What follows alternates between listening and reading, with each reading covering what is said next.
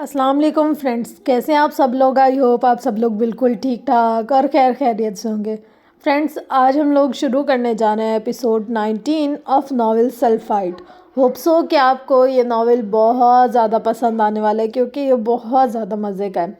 Friends, इसकी writer है नूर राजपूत और जो आप आवाज़ सुन रहे हैं वो है कायनात हुसैन की। मेरी कोशिश ये होती है कि सादा अल्फाज, मुनासिब लबो लहजा और मुनासिब तरीके से आप तक ये नावल पहुंचा सकूं। तो अगर कुछ भी पढ़ने में या लिखने में गलती हो गई हो तो मेरी रिक्वेस्ट है कि उसको बस माफ़ कीजिएगा और इग्नोर कीजिएगा। तो बस हम लोग अपना नावल स्टार्ट करते हैं। Ready set go. कोर्ट जाते हुए सबील ने इसे यूनिवर्सिटी छोड़ा था। बेस्ट ऑफ लक मोहब्बत के देवता, और यहाँ मोहब्बत की देवियों से बच कर रहना, वो शरारत से कहता गाड़ी भगा कर ले गया था, जबकि रोहान इसकी शरारत पर मुस्कुरा कर रह गया था। वो एक गहरी सांस लेकर यूनिवर्सिटी में दाखिल हुआ था। कुछ देर आवारागर्दी करने के बाद इसे अपना डिपार्टमेंट मिल गया था। यहाँ का माहौल बिल्कुल वैसा ही था जैसा एक यूनिवर्सिटी का होता है। हर तरफ कहकहे ज़िंदगी से भरपूर स्टूडेंट, शरारत करते कुछ टीनेज, वो सब देखकर बस हल्का सा मुस्कुरा दिया था। इसे मिक्की के साथ गुजारे अपने दिन याद आ गए थे। पहले लेक्चर में क्या पढ़ाया गया था इसे कुछ समझ नहीं आया था। इसका दिमाग कल वाले सवाल में अटका हुआ था। वो जल्द अज जल्द डॉक्टर बासित से बात करना चाहता था। पहला लेक्चर कब ख़त्म हुआ और प्रोफेसर कब क्लास से गया इसे कुछ खबर नहीं थी।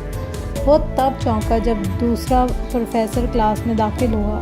रोहान क्लासेस शुरू होने के बाद एक हफ़्ता लेट आया था। सबका तारुफ यकीनन हो चुका था। इसे वहाँ अभी तक कोई नहीं जानता था। हे यू, कहाँ गुम हो? प्रोफेसर ने इसे गहरी सोच में देखकर पूछा था। शायद प्रोफेसर काफ़ी तेज़ नज़र रखते थे। यस प्रोफेसर, वो चौंक कर सीधा हुआ। क्या नाम है तुम्हारा? वह पूछ रहे थे।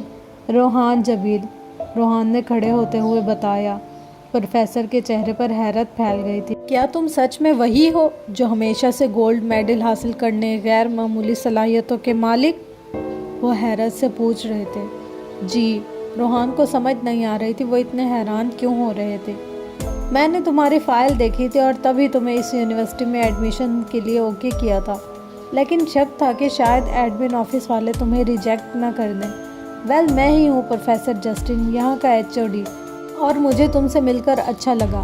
प्रोफेसर की इसकी तारीफ़ करने पर क्लास में हलचल मच गई थी। स्टूडेंट पीछे मुड़ कर इसे देख रहे थे। Thank you so much professor, Rohan बस इतना ही कह रहा था और प्रोफेसर जस्टिन इसे गहरी निगाह से देख कर रह गया था। अलबत्ता चेहरे पर मुस्कुराहट फैली थी।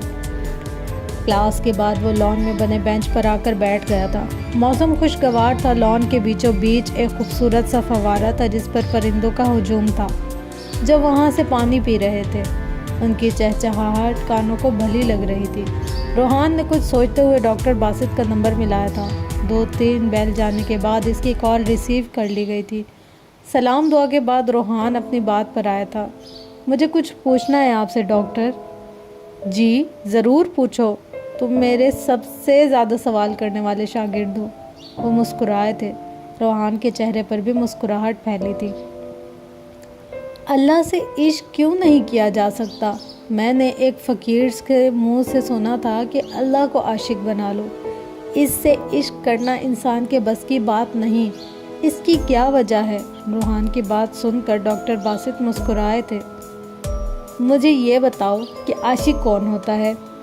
आशिक वो जो महबूब के कहने पर चले, इसका ख़ास ख्याल रखे। जो महबूब करे वो वही करे।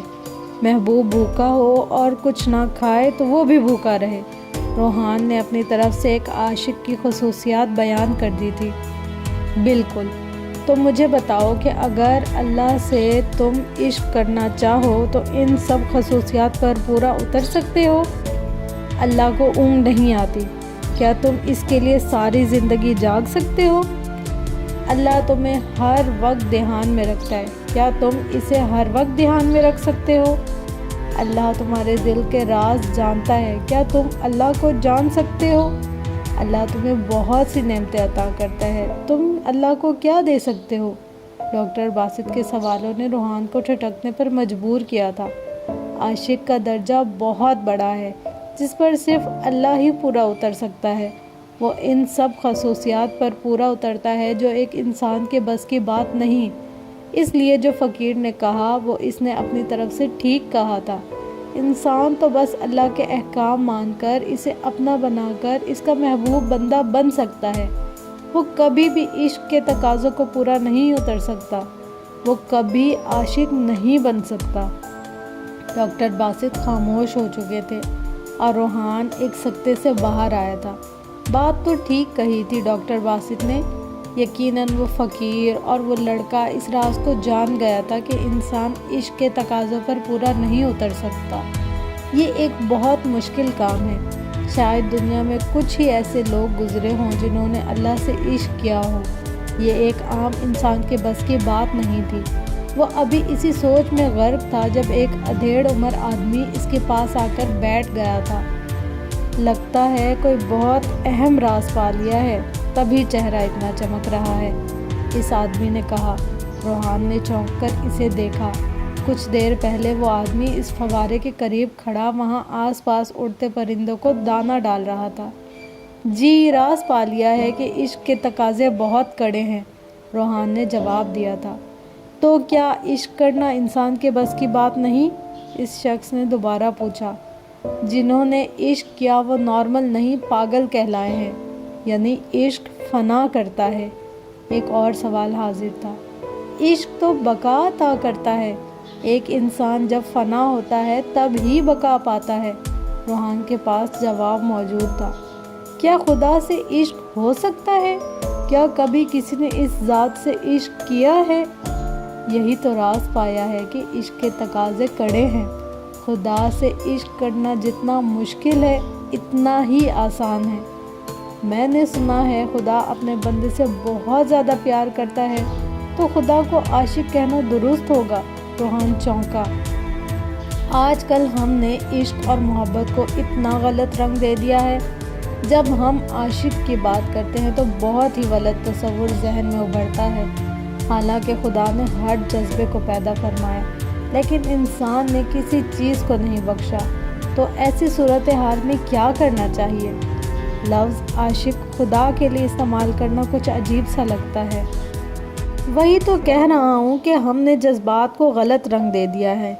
इसके साथ अल्फाज की शनाख्त को भी मस्क कर दिया है।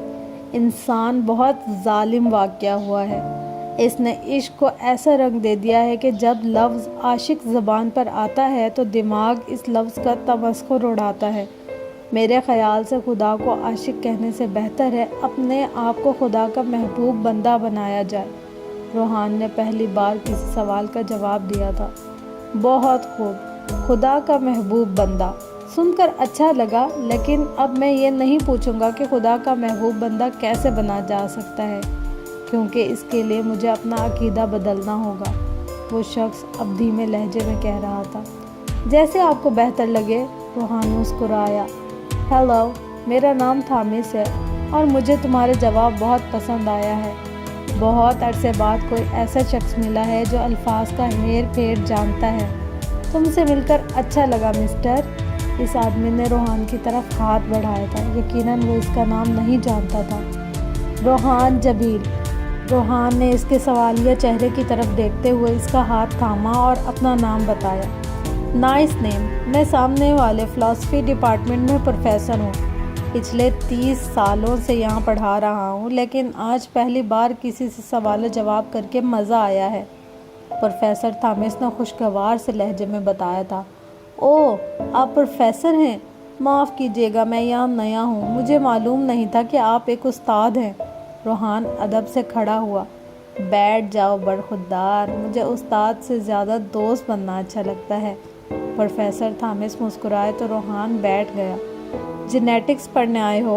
प्रोफेसर थामिस पूछ रहे थे। जी, रोहान बस इतना ही कह पाया था। बहुत खूब, अच्छी बात है, इंसान को अपने बारे में जानना चाहिए। माजरत, लेकिन मैं आपकी बात समझा नहीं। रोहान के चेहरे पर उलझन उभरी थी। क्या अब एक सल्फाइड को भी समझाने की ज़रूरत है? प्रोफेसर थामिस ने राजदाराना अंदाज में कहा था, जबकि रोहान तो उनकी बात सुनकर हैरान रह गया था। ٹھیک ہے برخوردار، اب میں چلتا ہوں، میرے لیکچر کا وقت ہو رہا ہے، بہت جلد ملاقات ہوگی چائے پر۔ اس سے پہلے روحان کچھ کہتا، پروفیسر تھامس اپنی جگہ سے اٹھے اور مسکرا کر کہتے آگے بڑھ گئے، اور روحان حیرانی سے انہیں جاتے دیکھ رہا تھا۔ کیسا رہا تمہارا یونیورسٹی کا پہلا دن؟ رات کے کھانے پر سبیل اس سے پوچھ رہا تھا۔ اچھا رہا، سادہ سے لہجے میں جواب دیا گیا تھا۔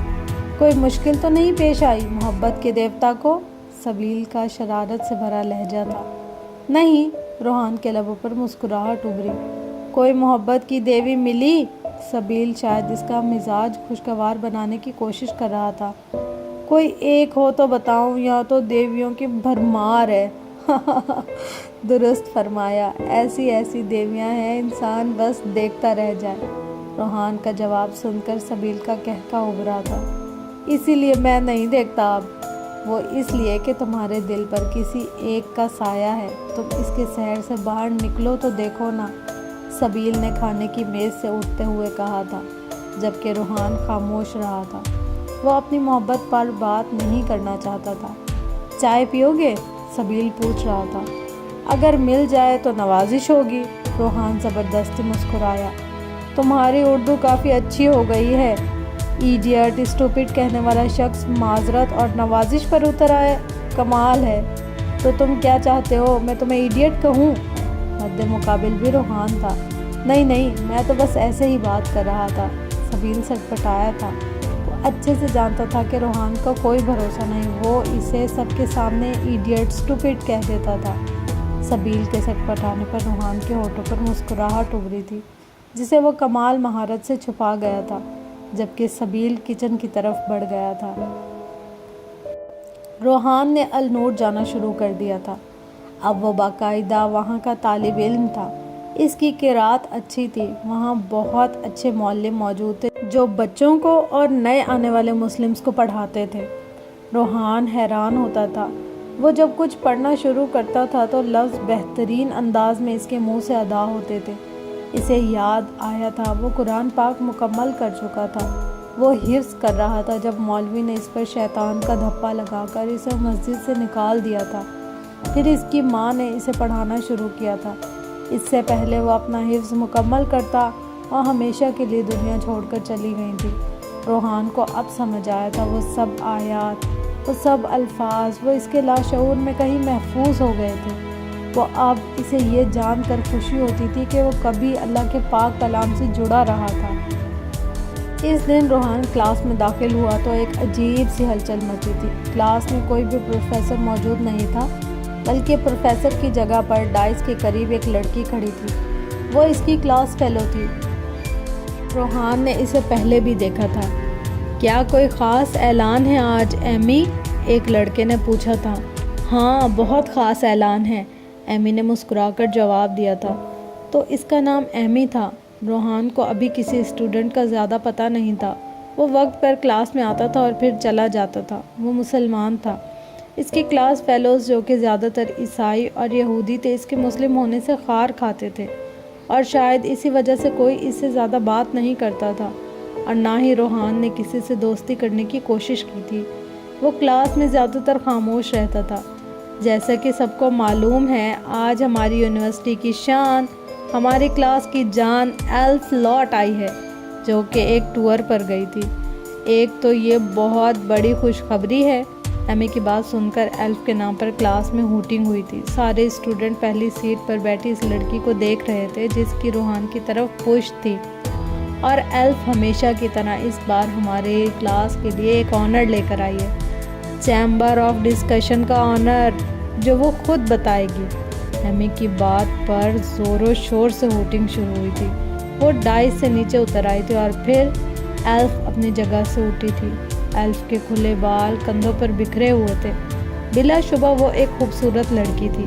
روحان نے ایک نظر اسے دیکھا تھا اور پھر اپنے چہرے کا رخ کھڑکی کی جانب موڑ لیا تھا۔ اب وہ باہر کچھ تلاش کر رہا تھا آسمان کی وسعتوں میں۔ ہیلو گائز، مجھے امید ہے سب نے مجھے مس کیا ہوگا، ہے نا؟ وہ مسکرا کر پوچھ رہی تھی۔ اس کی آواز روحان کے کانوں سے ٹکرائی تھی۔ اس کے بولنے کا انداز اچھا تھا۔ تو جیسا کہ آپ سب جانتے ہیں کہ چیمبر آف ڈسکشن میں حصہ بننا بہت مشکل ہے اور بہت کم لوگ اس ڈسکشن میں حصہ لے سکتے ہیں، اور یقیناً وہ لوگ خوش قسمت ہوتے ہیں جنہیں یہ اعزاز حاصل ہوتا ہے۔ پروفیسر جسٹن نے ہمیں ایک اسائنمنٹ دیا ہے۔ ہر اسٹوڈنٹ کا ٹاپک الگ ہے اور پروفیسر جسٹن چاہتے ہیں کہ ہم سب اپنی اسائنمنٹ کو چیمبر آف ڈسکشن میں پریزنٹ کریں۔ روحان چیمبر آف ڈسکشن کے بارے میں کچھ نہیں جانتا تھا، وہ بس خاموشی سے ایلف کو سن رہا تھا، اور یہ بھی سب کو معلوم ہے کہ جو انسان ایک بار اس چیمبر کا حصہ بن جائے وہ مشہور ہو جاتا ہے۔ ہاں، بالکل جیسا کہ تم ایلف، تم ہر بات اپنی ریسرچ اور اپنی پریزنٹیشن کو چیمبر میں پیش کرتی ہو، اور شاید اسی لیے تمہیں پوری یونیورسٹی جانتی ہے۔ پیچھے سے ایک لڑکی کی آواز ابھری تھی۔ ایلف نے ابرو اٹھا کر اسے دیکھا تھا۔ میں اس چیمبر کا حصہ اس لیے ہوں کہ مجھے یہ قابلیت حاصل ہے۔ اگر تم لوگ اس قابل ہو تو جاؤ کچھ کر کے دکھاؤ۔ ایلف کے لہجے میں طنز کی آمیزش تھی۔ یہ کچھ اسٹوڈنٹ کے نام ہیں اور ان کے ٹاپکس جو پروفیسر جسٹن نے دیے ہیں، اور اپنا نام اور اپنا ٹاپک دیکھ لیں، اور جو اسٹوڈنٹ اپنی پریزنٹیشن کو چیمبر آف ڈسکشن میں پیش کرنا چاہتے ہیں وہ مجھے کلاس کے بعد مل لیں، اور خیال رکھیے گا صرف وہی لوگ آئیں جو اس قابل ہوں، ورنہ چیمبر میں مذاق بھی بن سکتا ہے۔ وہ اپنی بات مکمل کر کے واپس اپنی جگہ پر بیٹھ چکی تھی۔ اسٹوڈنٹ کا ایک ہجوم بورڈ کی طرف لپکا تھا۔ کچھ اسٹوڈنٹ خوشی سے اچھل رہے تھے جبکہ کچھ مایوس تھے۔ روحان پرسکون سے اپنی جگہ پر بیٹھا تھا۔ روحان جابیل، کسی نے اس کا نام پکارا تھا۔ روحان نے چونک کر آواز کی سمت دیکھا تھا۔ تمہارا نام شامل ہے اس لسٹ میں، اپنا ٹاپک دیکھ لو۔ وہ اینی تھی جس کے بال بہت چھوٹے تھے، بالکل لڑکوں جیسے، بامشکل کانوں کو چھو رہے تھے۔ روحان کو حیرت ہوئی، اتنی جلدی اس کا نام آ گیا تھا لسٹ میں۔ وہ اپنی جگہ سے اٹھا تھا۔ بورڈ پر اپنا نام اور ٹاپک دیکھ کر وہ کلاس سے باہر نکل گیا تھا۔ یقیناً آج کلاس نہیں ہونے والی تھی۔ روحان کلاس روم سے سیدھا لائبریری گیا تھا، سینٹ ہاؤس لائبریری، جس نے روحان کی توجہ اپنی طرف مبذول کروائی تھی۔ وہ لائبریری کا کارڈ پہلے ہی بنوا چکا تھا۔ لائبریری میں اپنے ٹاپک سے متعلق کتابیں ڈھونڈنے کے بعد وہ وہاں سے باہر نکل آیا تھا۔ اب اسے ایلف سے ملنا تھا۔ وہ اپنی پریزنٹیشن کو چیمبر آف ڈسکشن میں پیش کرنے والا تھا۔ اس کا ٹاپک بہت ہی دلچسپ تھا، جسے دیکھنے کر اس کی آنکھ چمکی تھی۔ لائبریری سے باہر اسے اپنا ایک کلاس فیلو نظر آیا تھا۔ ہیلو، کیا تم نے ایلف کو دیکھا ہے؟ روحان نے پہلی بار کسی کو مخاطب کیا تھا۔ ہاں، وہ کیفے میں ہے اور اس وقت اپنے دوستوں کے ساتھ ہے۔ اوکے، تھینک یو، روحان جلدی سے کہتا ہوا کیفے کی طرف بڑھا تھا۔ کیفے پہنچنے کے بعد وہ پہلی نظر میں ہی اسے پہچان گیا تھا۔ وہ باوقار چال کے ساتھ اس کی طرف بڑھا تھا۔ ایکسکیوز می مس ایلف، اس نے ایلف کے پاس جا کر اسے مخاطب کیا تھا۔ ایلف نے چونک کر اسے دیکھا تھا۔ میرا نام روحان جبیل ہے اور مجھے پروفیسر جسٹن نے پریزنٹیشن دی ہے۔ آپ میرا رول نمبر اور ٹاپک لکھ لیں، میں چیمبر آف ڈسکشن میں اپنی پریزنٹیشن دوں گا۔ وہ اس کی طرف دیکھے بنا اپنی بات کہہ کر واپس مڑا تھا۔ رکو، ایلف نے اسے یوں جاتے دیکھا تو پکارا۔ روحان رک گیا تھا۔ وہ اپنی کرسی سے اٹھ کر اس کی طرف بڑھی تھی، چہرے پر سخت سے تاثرات تھے۔ کیا نام بتایا تم نے اپنا؟ وہ اس کے پیچھے کھڑی پوچھ رہی تھی۔ روحان بن حیدر جبیل، روحان نے رخ اس کی طرف موڑتے ہوئے کہا۔ مسلم ہو؟ وہ تیکھے چتونوں سے پوچھ رہی تھی۔ جی الحمدللہ، روحان کا جواب سن کر ہوائیں مسکرائی تھیں۔ تم ایک مسلم، تم چیمبر آف ڈسکشن میں حصہ لوگے؟ تم؟ وہ کاٹ دار لہجے میں پوچھ رہی تھی۔ اس کے لہجے میں چھپے طنز کو محسوس کر کے روحان چونکا تھا۔ کیوں نہیں لے سکتا؟ اسپاٹ سے لہجے میں پوچھا گیا۔ تم جانتے بھی ہو چیمبر آف ڈسکشن ہے کیا؟ وہ استہزائیہ انداز میں ہنسی کے ساتھ پوچھ رہی تھی۔ نہیں، لیکن نام سے ظاہر ہے کہ اس چیمبر میں مختلف موضوعات پر بحث ہوتی ہوگی، سوال و جواب سیشن ہوگا، اور روحان جبیل سے اچھی بحث کون کر سکتا ہے؟ روحان نے اپنے دونوں ہاتھوں کو پینٹ کی جیب میں ڈال کر ایک قدم آگے بڑھا کر ایلف کی آنکھوں میں دیکھتے ہوئے کہا تھا۔ اس کے چہرے پر مسکراہٹ پھیلی تھی۔ اس کا اعتماد دیکھ کر ایلف ایک پل کے لیے حیران ہوئی تھی۔ آس پاس بیٹھے اسٹوڈنٹ حیرت سے دونوں کو دیکھ رہے تھے۔ پر اعتماد ہونا اچھی بات ہے، لیکن میں لکھ کر دے سکتی ہوں کہ تمہاری پریزنٹیشن پہلے مرحلے میں ہی رد کر دی جائے گی۔ سب سے پہلے یہ پریزنٹیشن پروفیسر جسٹن کے پاس جائے گی اور وہ خود ہی تمہیں ریجیکٹ کر دیں گے۔ دیکھتے ہیں۔ پروفیسر جسٹن نے کچھ سوچ کر پہلی بار میں ہی پریزنٹیشن کے لیے مجھے منتخب کیا ہوگا۔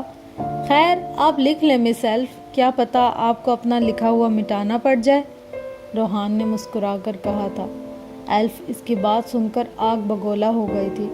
اس سے پہلے وہ کچھ کہتی، کوئی ان کی طرف بڑھا تھا۔ ہے ایلف، لسن، گو، آج میری پرفارمنس ہے، چلو چلتے ہیں، تمہیں پسند آئے گی۔ یہ ایک لڑکا تھا جس کا حلیہ دیکھ کر روحان ایک پل کے لیے ساکت رہ گیا تھا۔ سیاہ جینز، سیاہ شرٹ اور اس پر سیاہ جیکٹ، کندھے پر لٹکی سیاہ رنگ کی گٹار، لمبے بال لڑکے کے کندھوں پر بکھرے پڑے تھے، ماتھے پر بندھا ایک بینڈ۔ روحان اسے حیرت سے تک رہا تھا۔ آرجے، آرجے، آرجے، اس کے چاروں طرف سے شور ابھرا ہوا تھا۔ وہ ایک پل کے لیے ماضی میں پہنچ گیا تھا۔ ایلف اسے گھوری سے نوازتی اس لڑکے کے ساتھ چلی گئی تھی۔ وہ ان دونوں کے پیچھے ان کے گروپ کے باقی اسٹوڈنٹ بھی لپکے تھے۔ اس لڑکے کی جیکٹ کے پیچھے بڑا سا آرجے لکھا تھا اور اس کے اوپر تصویر بنی تھی، یعنی ایک پرنٹ جسے روحان پہلی نظر میں پہچان گیا تھا۔ وہ اسی کی تصویر تھی۔ جب وہ آرجے تھا، اس کی ایک طرف سے لی گئی تصویر جس میں اس نے ایک ہاتھ میں گٹار پکڑا ہوا تھا اور اس کی کلائی پر آرجے کا ٹیٹو واضح تھا۔ روحان نے اپنے دائیں ہاتھ سے بائیں ہاتھ کی کلائی پر سے جیکٹ کے کف کو فولڈ کیا تھا اور اس کی کلائی پر آرجے کا ٹیٹو چمک رہا تھا۔ وہ ایک گہری سانس لے کر کیفے سے باہر نکل آیا تھا۔ ایسا کرتے کسی نے اسے گہری نظروں سے دیکھا تھا۔ مسٹر جابیل، وہ کچھ ہی قدم چلا تھا جب اسے اپنے عقب سے آواز سنائی دی تھی۔ روحان رکا اور پھر پلٹ کر دیکھا۔ اس کے پیچھے ایمی کھڑی تھی، چھوٹے بالوں اور لڑکوں جیسے حلیے والی وہ لڑکی جس کا چہرہ معصوم تھا۔ یس، روحان نے سوالیہ نظروں سے اسے دیکھا۔ وہ نہ، تمہارا نام اتنا مشکل کیوں ہے؟ ایمی سے جب کوئی بات نہ بنی تو اس نے بے تکے سے سوال کر دیا تھا۔ روحان کے چہرے پر ایک نرم سی مسکراہٹ پھیل گئی تھی۔ نہیں تو، لیکن شاید آپ کو مشکل لگتا ہو، وہ جواب دینے کے بعد پلٹا اور چلنا شروع کیا۔ ایمی نے بھی اس کا ساتھ دیا تھا۔ ہو سکتا ہے، لیکن تمہیں کیا لگتا ہے پروفیسر جسٹن ایک مسلم لڑکے کو چیمبر آف ڈسکشن کا حصہ بننے دیں گے؟ ایمی نے سوال کیا۔ کیوں نہیں بننے دیں گے؟ انہیں مسلمانوں سے ڈر لگتا ہے کیا؟ روحان کے الٹے سوال پر ایمی گڑبڑا گئی تھی۔ نہیں، میرا یہ مطلب نہیں تھا، ایمی نے وضاحت دینی چاہی۔ تبھی ایلف کے گروپ سے شور ابھرا تھا۔ وہ لوگ اب ڈپارٹمنٹ کے گروپ کی طرف بڑھ رہے تھے۔ روحان گہری نظروں سے اس گٹار والے لڑکے کو دیکھ رہا تھا۔ وہ رونلڈ جیکٹ عرف آرجے جو ایک سنگر تھا، اس کا بہت بڑا فین، ایمی نے اس کی نظروں کے تعاقب میں دیکھتے ہوئے بتایا تھا۔ روحان حیران ہوا تھا۔ وہ نہیں جانتا تھا کہ آرجے لاکھوں نہیں بلکہ کروڑوں دلوں پر راج کرتا تھا۔ یاد آیا، تم بھی تو پاکستان سے ہو، کیا تم نے آرجے کو دیکھا ہے؟ کیا تم کبھی اس سے ملے ہو؟ وہ بھی پاکستان سے تھا، بہت اچھا گاتا تھا۔ کبھی کبھی سوچتی ہوں تو حیران ہوتی ہوں کہ پاکستان جیسے ملک میں بھی کوئی آرجے جیسا انسان پیدا ہو سکتا ہے، کیسے؟ خیر، میں بھی اس کی بہت بڑی فین ہوں، لیکن اس کی موت کا سن کر بہت افسوس ہوا، اور سچ مانو مجھے یقین ہی نہیں ہوتا کہ وہ مر چکا ہے۔ ایمی بنا بریک بولی جا رہی تھی۔ شاید اس نے چپ رہنا یا دوسرے شخص کی بات سننا سیکھا ہی نہیں تھا۔ میں نہیں جانتا کسی آرجے کو، روحان نے عجیب سے لہجے میں جواب دیا تھا۔ ایمی نے غور سے روحان کو دیکھا تھا۔ آج پھر یہ اپنی بے سری آواز سے لوگوں کو گا کر پکانے والا ہے۔ بے وقوف کہیں کا، خود کو آرجے کہلواتا ہے۔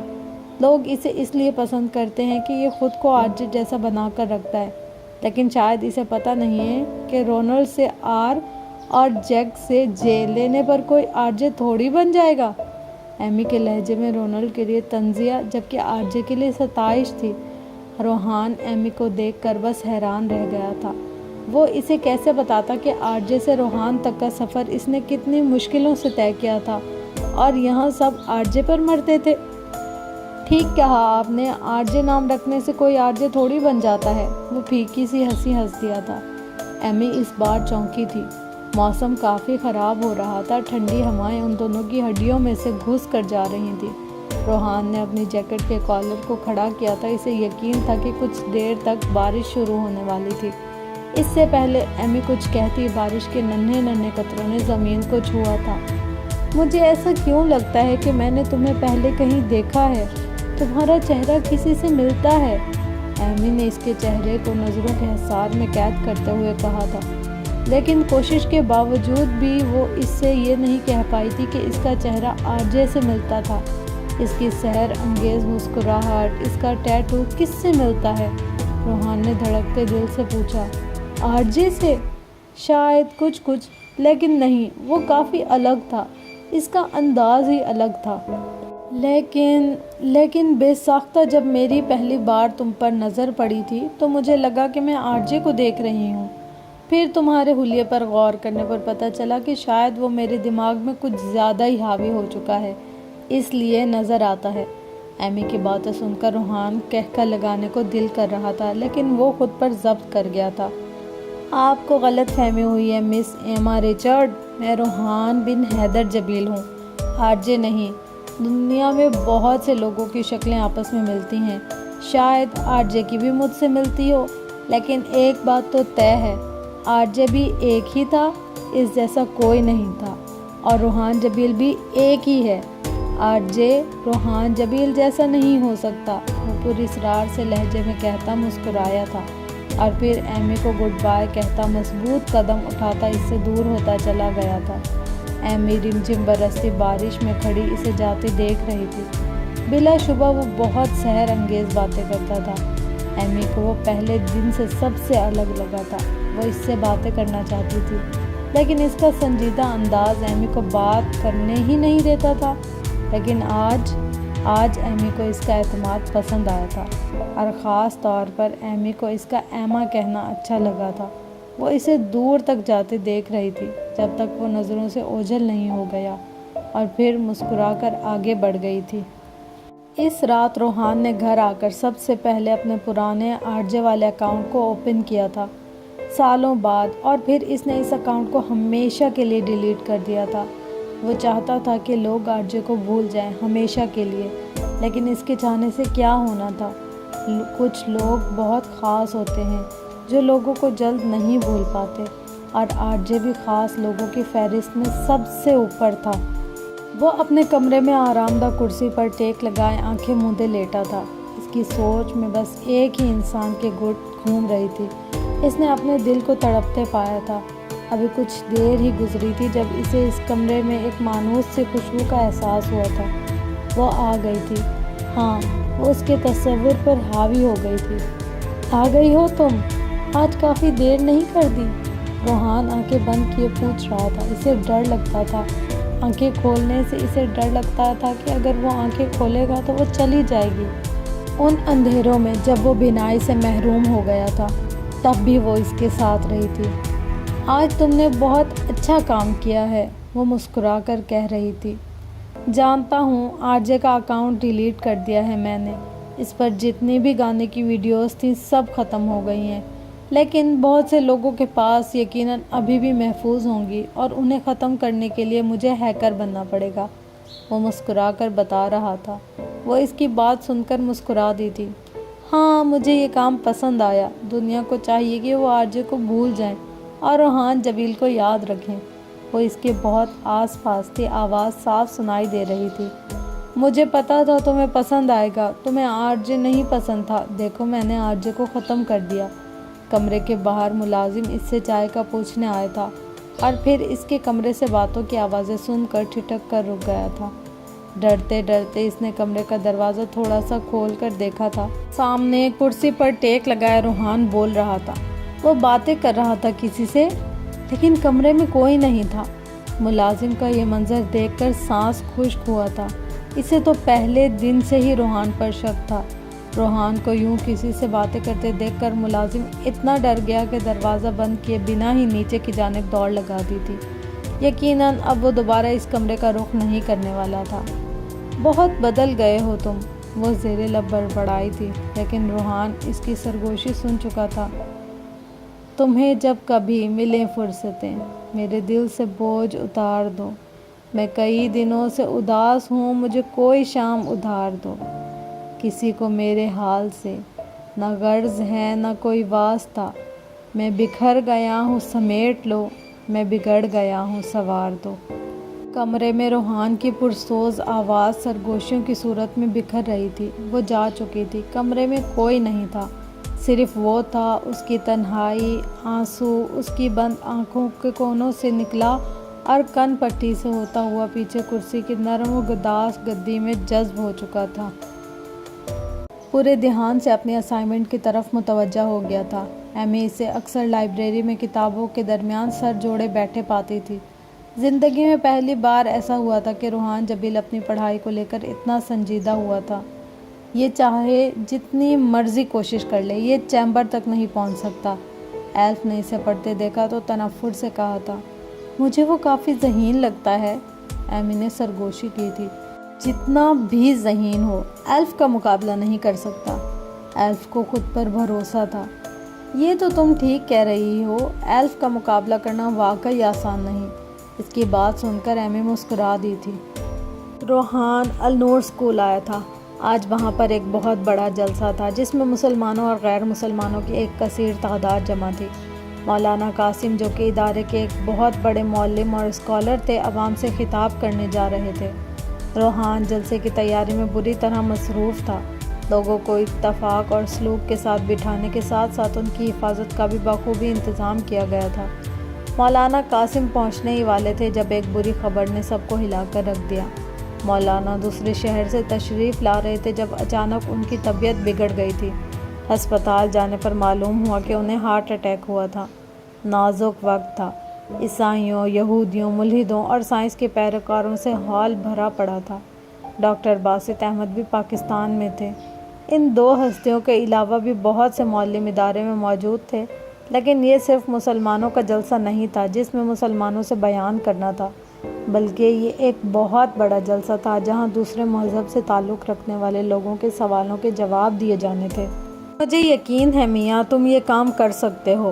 فون سے ڈاکٹر باسط کی آواز ابھری تھی۔ میں کیسے؟ آپ جانتے ہیں ڈاکٹر صاحب، میں ابھی اس قابل نہیں ہوا۔ روحان ان کی بات سن کر گڑبڑا گیا تھا۔ تم بہت قابل ہو روحان بیٹا، مجھے پورا بھروسہ ہے تم اس امتحان میں کامیاب ٹھہرو گے۔ شروعات تو کرنی ہی ہے تم نے، کیوں نہ آج سے؟ ٹھیک ہے ڈاکٹر صاحب، جیسے آپ کو بہتر لگے۔ روحان نے ایک گہری سانس لی تھی اور پھر آنے والے وقت کے لیے خود کو تیار کیا تھا۔ لندن اور النور ادارے کی عوام ڈاکٹر باسط اور مولانا قاسم کو اچھے سے جانتے تھے، لیکن آج ان کے سامنے ایک نوجوان لڑکا تھا جنہیں وہ نہیں جانتے تھے۔ النور ادارے کی انتظامیہ کے دل تیزی سے دھڑک رہے تھے، لیکن جب روحان بن حیدر جبیل نے اللہ کے بارے میں بولنا شروع کیا تو لوگ حیران رہ گئے تھے۔ سب سے پہلے اللہ اور اس کی نعمتوں کا ذکر کیا گیا تھا۔ وہ اس انداز میں لوگوں کو حیران کر رہا تھا۔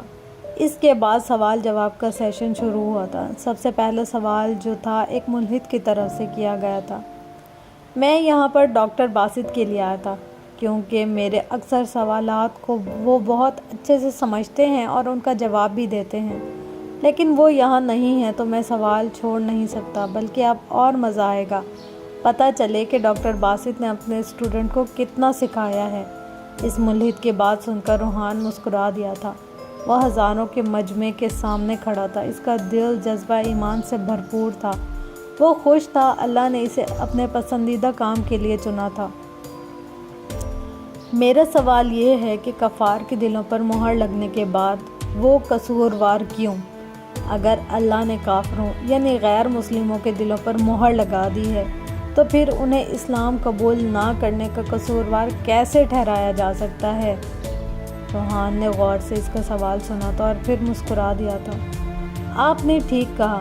اللہ تعالیٰ سورۃ بقرہ کی آیت نمبر 6 اور 7 میں فرماتا ہے کہ بے شک جن لوگوں نے کفر کیا ان کے لیے یکساں ہے، خواہ آپ انہیں خبردار کریں یا نہ کریں، بہرحال وہ ایمان لانے والے نہیں۔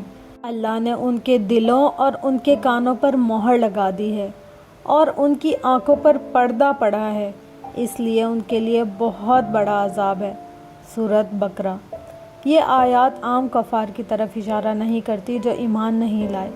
قرآن کریم میں ان کے لیے ان الذین کفروا کے الفاظ استعمال کیے گئے ہیں، یعنی وہ لوگ جو حق کو رد کرنے پر تلے ہوئے ہیں۔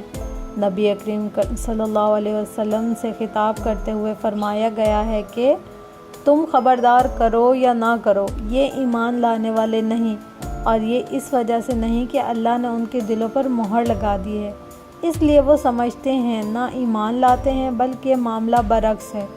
اس کا سبب یہ ہے کہ یہ کفار بہر صورت حق کو مسترد کرنے پر تلے بیٹھے ہیں، اور آپ انہیں تنبیہ کریں یا نہ کریں، وہ ہرگز ایمان نہیں لائیں گے۔ لہٰذا اس کا ذمہ دار اللہ نہیں بلکہ کفار خود ہیں۔ اللہ تعالیٰ کی طرف سے گمراہ کرنے یا دلوں پر مہر لگانے کی نسبت اس لیے درست نہیں کہ اللہ نے انبیاء و رسول بھیج کر اور آسمانوں سے کتابیں نازل فرما کر انسانوں کے لیے راہ حق واضح کر دی۔ اب جنہوں نے حق کو قبول کیا وہ ہدایت یافتہ ہو گئے اور کامیاب ٹھہرے، اور جنہوں نے حق سے منہ موڑا اور انبیاء و رسول کو ستایا، اللہ نے انہیں گمراہی میں پڑا رہنے دیا اور حق کی توفیق نہ دی۔ ایک اور مثال سے واضح کرتا ہوں۔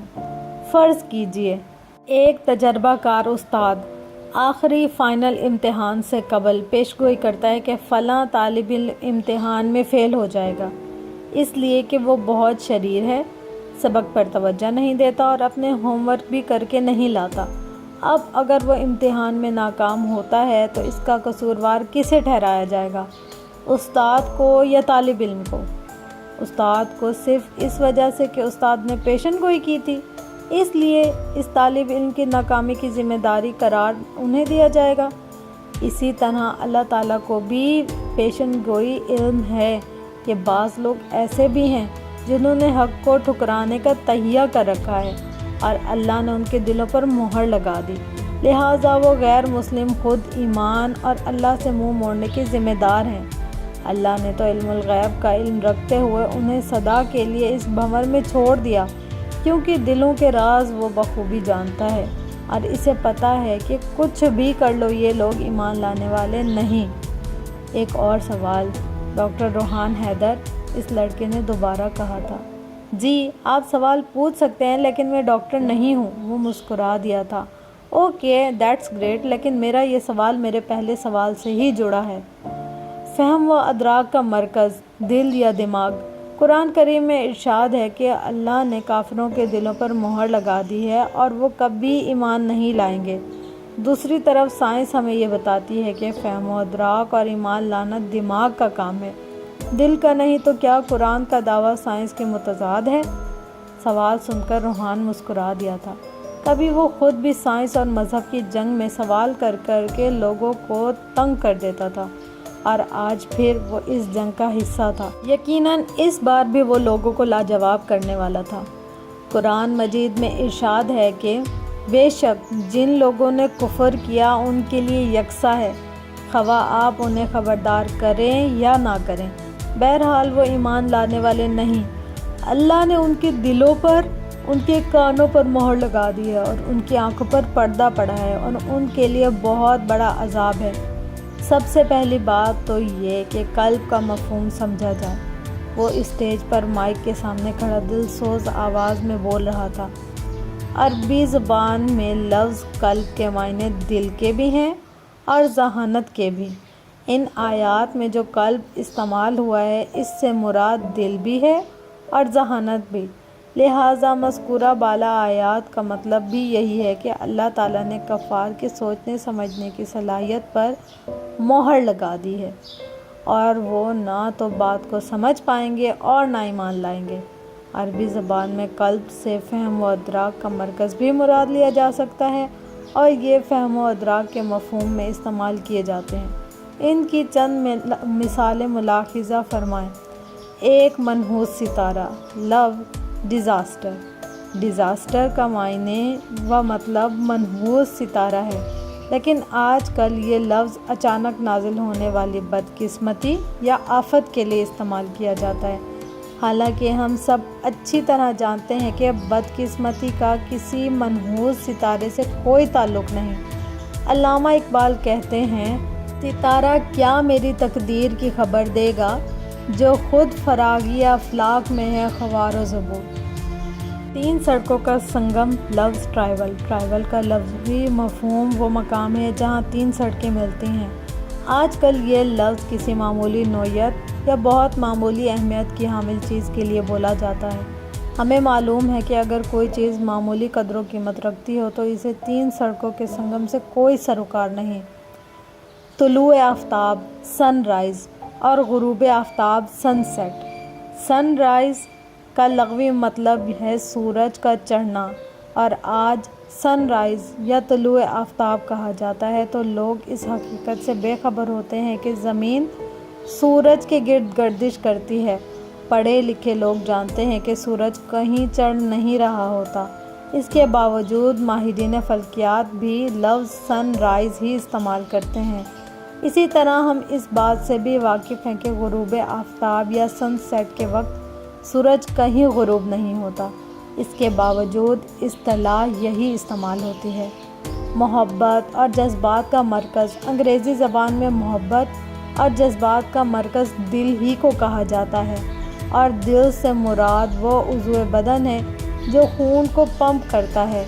یہی لفظ دل کے خیالات اور محبت اور جذبات کے منبع اور مرکز کے معنی میں بھی استعمال کیا جاتا ہے۔ آج ہمیں معلوم ہے کہ خیالات، محبت اور جذبات کا مرکز دماغ ہے۔ اس کے باوجود جب کوئی شخص جذبات کا اظہار کرتا ہے تو اکثر یہی کہتا ہے، میں تم سے دل کی گہرائیوں سے محبت کرتا ہوں۔ تصور کیجیے، ایک سائنسدان جب اپنی اہلیہ سے ان الفاظ میں اظہار محبت کرتا ہے تو وہ کیا کہے گی کہ تمہیں سائنس کی بنیادی حقیقت کا علم بھی نہیں کہ جذبات کا مرکز دماغ ہے، دل نہیں؟ کیا وہ اسے یہ مشورہ دے گی کہ تمہیں کیا کہنا چاہیے کہ تم اسے اپنے دماغ کی گہرائیوں سے محبت کرتے ہو؟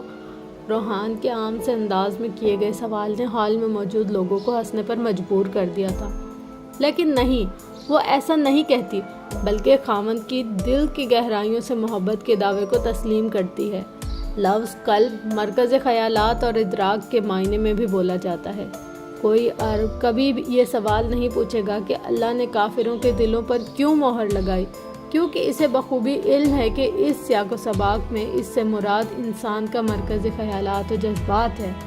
قرآن پاک عربی کی سب سے بڑی گرامر کی کتاب ہے۔ اس میں ایک لفظ کے بہت سے معنی نکل آتے ہیں۔ مجھے امید ہے آپ سمجھ گئے ہوں گے، وہ مسکرا کر بول رہا تھا۔ دیکھا، میں نے کہا تھا نا، یہ لڑکا بہت آگے جائے گا، کمال کر دیا ہے اس نے تو۔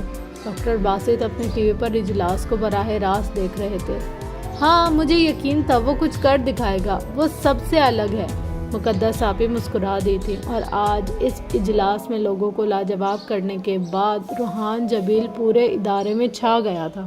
کلاس کے نوٹس بورڈ پر ایک جھمگھٹا تھا۔ اسٹوڈنٹ یہ جاننے کے لیے بےتاب تھے کہ کن خوش نصیب اسٹوڈنٹس کی اسائنمنٹ چیمبر میں پیش ہونے کی سند پا چکی ہے۔ سارے اسٹوڈنٹ پروفیسر جسٹن کو اپنے اسائنمنٹ ای میل کر چکے تھے، اور ایلف کی حیرانی کی انتہا نہیں رہی تھی جب اس نے اپنے نام کے بعد روحان جبیل کا نام نوٹس بورڈ پر دیکھا تھا۔ صرف 10 اسٹوڈنٹ کو اسائنمنٹ ملی تھی، جن میں سے صرف 2 کی پاس ہوئی تھی، اور وہ 2 لوگ ایلف آسکر اور روحان جبیل تھے۔ یہ چیمبر آف ڈسکشن کا اندرونی منظر تھا۔ چیمبر آف ڈسکشن کی ظاہری صورت اور ترتیب کمرہ عدالت سے ملتی تھی۔ اس چیمبر کا صدر تھا پروفیسر ایلوس، جو کہ بڑے سے میز کے پیچھے ایک اونچی کرسی پر براجمان تھا۔ اس کے سامنے دونوں طرف اسٹوڈنٹ کی قطاریں تھیں۔ چیمبر آف ڈسکشن میں ہر طرح کے موضوع پر بحث کی جاتی تھی، چاہے وہ سائنس سے متعلق ہو یا پھر مذہب سے۔ پڑھائی مکمل ہونے کے بعد اسٹوڈنٹ یہاں اپنی ریسرچ پیش کرتے تھے۔ یونیورسٹی کی انتظامیہ کے علاوہ بڑے بڑے موقعوں پر شہر کی معزز ہستیوں کو بلایا جاتا تھا۔ پہلے پریزنٹیشن ایلف نے دی تھی، جو مکمل طور پر تیار کر آئی تھی، اور بہترین انداز میں اپنی ارتقاء پر کی گئی تحقیق کو پیش کیا تھا۔ چیمبر میں موجود اسٹوڈنٹ اور پروفیسر اس قابلیت سے واقف تھے، اور جب روحان جبیل اسٹیج پر آیا تو پروفیسر جسٹن چوکنا ہو گئے تھے۔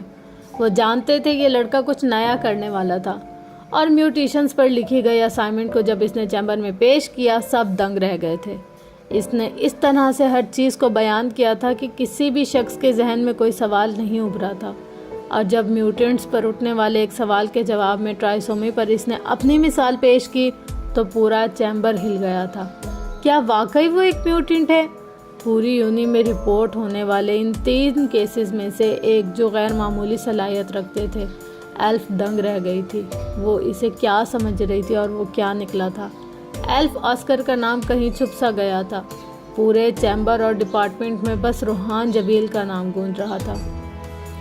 میں جانتا تھا، بلکہ مجھے یقین تھا کہ تم کچھ الگ کرو گے۔ تم نے کر دکھایا مسٹر روحان جبیل۔ آج سے تم میرے ساتھ کام کرو گے، میری لیب میں، لندن کی سب سے بڑی لیب میں ایک سائنسدان کے طور پر۔ پروفیسر جسٹن کی بات سن کر روحان حیران ہوا تھا۔ اسے یقین نہیں آ رہا تھا کہ پروفیسر جسٹن جو ایک سائنسدان بھی تھے وہ اسے اپنے ساتھ کام کرنے کی آفر کر رہا تھا۔ یہ اس کے ساتھ کیا ہو رہا تھا وہ خود نہیں جانتا تھا۔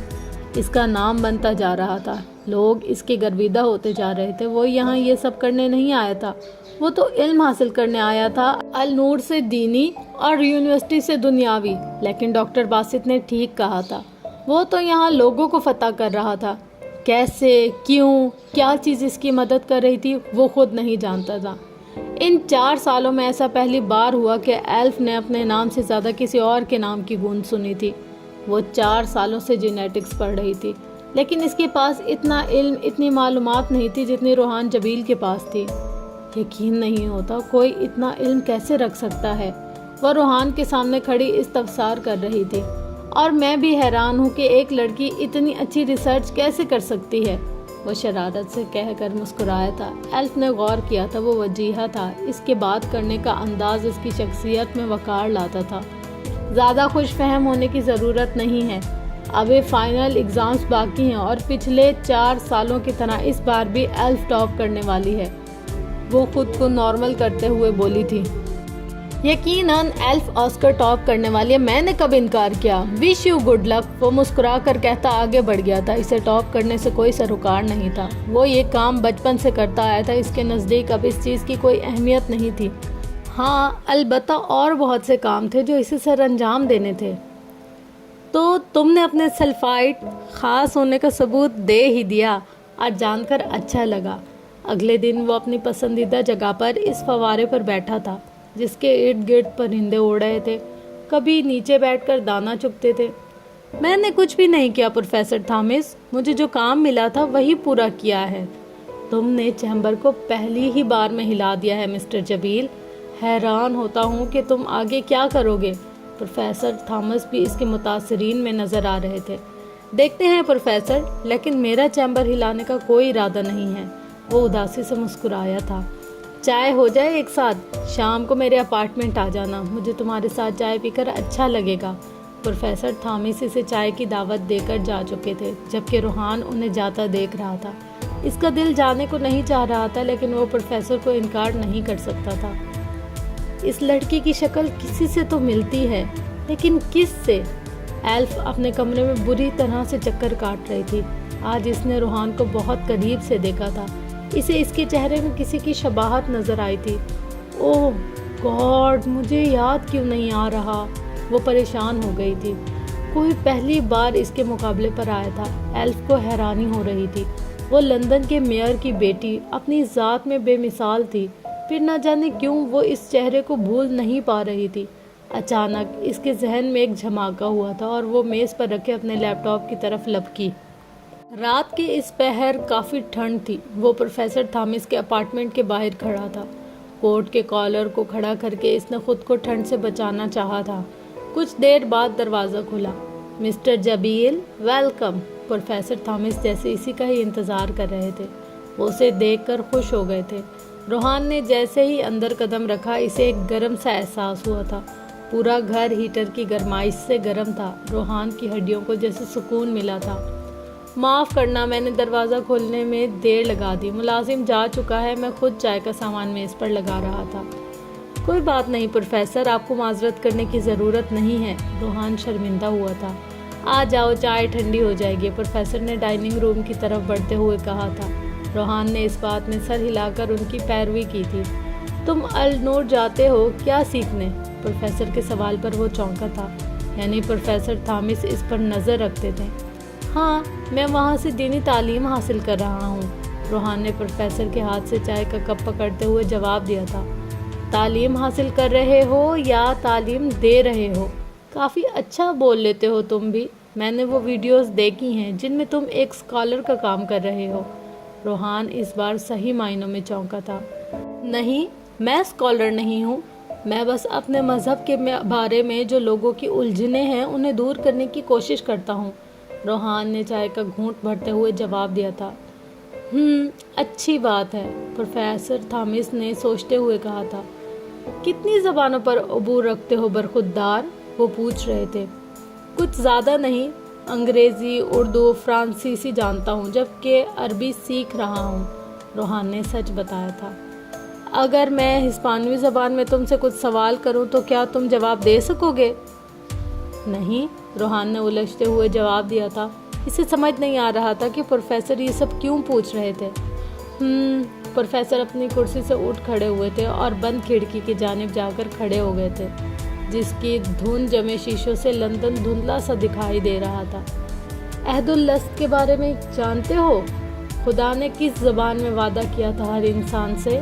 پروفیسر کے سوال پر وہ روحان چونکا تھا۔ اسے اب سمجھ آیا تھا کہ وہ مختلف زبانوں کا ذکر کیوں کر رہے تھے۔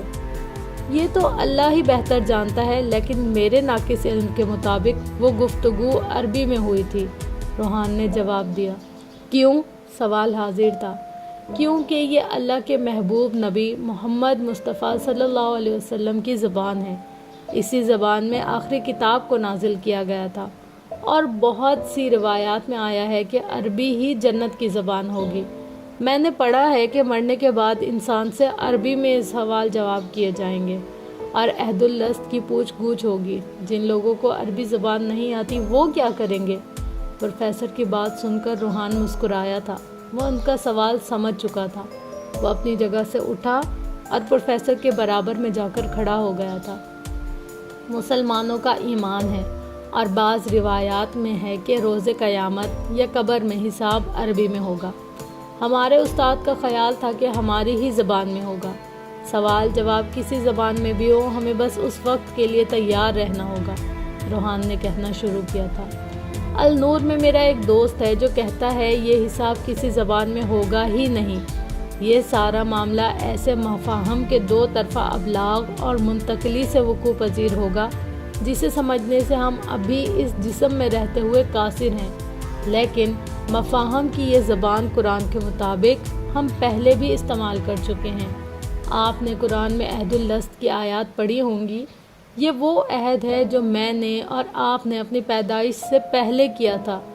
تب نہ مجھے اردو آتی تھی، نہ انگریزی، نہ عربی، نہ ہی آپ کو پنجابی، سرائکی، سندھی وغیرہ آتی تھی، لیکن پھر بھی ہم نے ایک ایسا اہم ترین عہد کر لیا جس کا تعلق ایک نئی دنیا میں جانے جیسے بہت بڑے فیصلے سے تھا۔